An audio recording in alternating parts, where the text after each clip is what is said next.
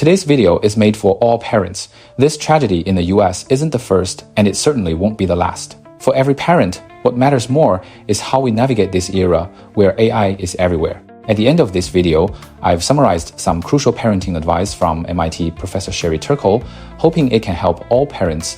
Let's start with the tragedy in the US. It happened in Florida.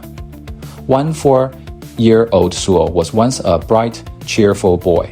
But in the final months of his life, he completely changed. Suo downloaded a chatbot app called Character AI on his phone. On the app, he met a character based on Game of Thrones, Dany. For a sensitive 4-year-old, this AI was terrifyingly perfect. It was always online, always replied instantly, and always offered ultimate empathy. As their interaction deepened, he stopped coming downstairs for dinner. He stopped playing sports with his friends, completely locking himself in a digital cocoon. In the virtual world, the AI called him "my king," giving him a false sense of power and control. But in reality, he became increasingly withdrawn and irritable. Psychologist Dr. Victoria Dunkley later pointed out that this zero-friction companionship is stripping kids of their ability to handle real-world setbacks. When he's an omnipotent king behind a screen, he won't be able to handle even the slightest friction in real life. The tragedy finally struck late one night. Suo was in a very dark place emotionally. He typed a single line, "I want to go home." This was an extremely dangerous cry for help. If it were a human, they would have sensed something was wrong and tried to stop him.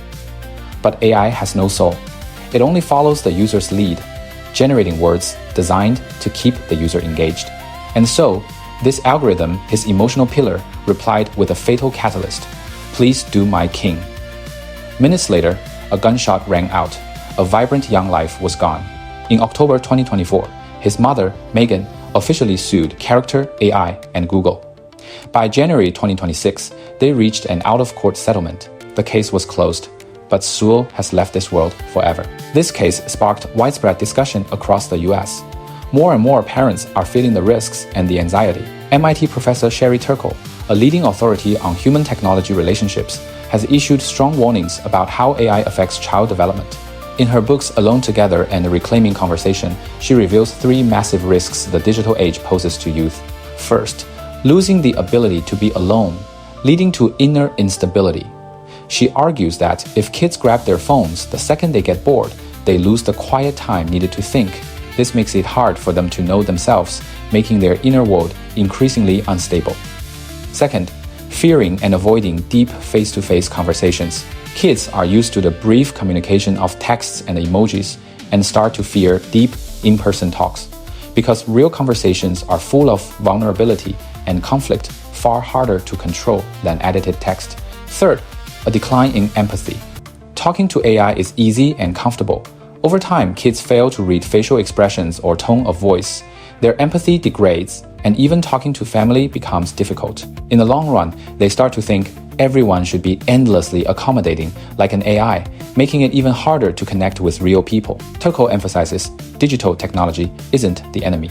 Over-reliance is the problem. She offers 4 highly practical pieces of advice. Number 1, establish clear phone-free times for the family, like a phone-free dining table. No phones allowed during meals. Family dinner is the most important place for kids to learn socialization. No one should be on their phone. Also, a phone Sabbath. Set aside a few hours every week where the whole family turns off devices to do outdoor activities, read or just talk, and device-free bedrooms at bedtime.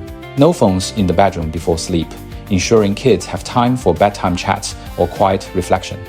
Number 2, parents must lead by example. The most common complaint from kids is, "Mom and dad just look at their phones and ignore me."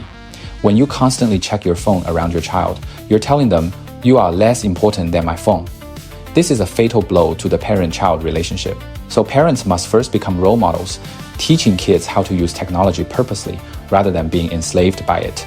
Number 3, actively cultivate your child's conversational skills. Create more opportunities to talk. Turkle found that forcing kids to put down phones and talk might be awkward at first, but soon they start sharing their deepest thoughts. Listen more, lecture less. Don't rush to give answers or scroll your phone. Let your child feel seen and heard. Teach kids how to tolerate boredom. When your child says, "I'm bored," don't immediately hand them a phone. Boredom is the cradle of creativity and imagination.